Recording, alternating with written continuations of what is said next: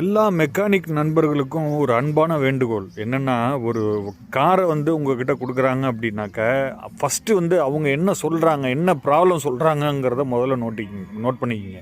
நீங்கள் வந்து இதெல்லாம் பண்ணணும், அதெல்லாம் பண்ணணும், இதெல்லாம் பண்ணணும் அப்படின்னு சொல்லிட்டு அவங்களோட ப்ராப்ளத்தை வந்து தயவு செஞ்சு கேட்காதீங்க.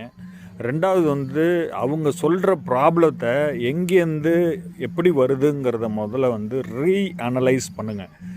இது வந்து என்னன்னா, ஒரு ஹோஸ், அதாவது பைபாஸ் ஹோஸ்ன்னு சொல்லுவாங்க. அந்த பைபாஸ் ஹோஸை வந்து ஒரு மெக்கானிக் என்ன பண்ணியிருக்காருன்னா, இந்த பாருங்கள், இந்த போல்ட்டை வந்து அந்த ஓஸுக்குள்ளே சுற்றி இது ஃபுல்லாக வந்து மோல்டு பண்ணி கொடுத்துட்டார்.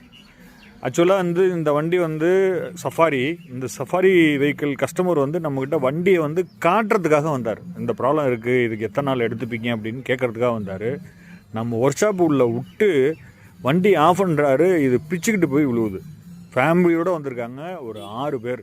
இந்த 6 பேரோட நிலைமை என்னங்கிறத வந்து புரிஞ்சுக்குங்க. அதனால் வந்து இந்த மாதிரி தவறு வந்து தயவு செஞ்சு செய்யாதீங்க. அவங்கக்கிட்ட சொல்லுங்கள், சார் இந்த மாதிரி வந்து இந்த ஓசை மாற்றணும், வண்டி நாளைக்கு தான் கிடைக்கும்னு சொன்னாக்க அவங்க புரிஞ்சுப்பாங்க. நீங்கள் வந்து இது வந்து ஒரு கிரிட்டிக்கலான சுச்சுவேஷன், தண்ணி லீக் ஆகுங்கிறத வந்து புரிய வச்சிங்கன்னா அவங்க வந்து வண்டியை உங்கள்கிட்ட கொடுத்துட்டு தான் போவாங்க, நான் எடுத்துகிட்டு தான் போவேன் அப்படின்னு நாங்கள் சொல்ல மாட்டாங்க. Stay tune. இந்த மாதிரி தவறுகளுக்கு செய்யாதீங்க ப்ளீஸ்.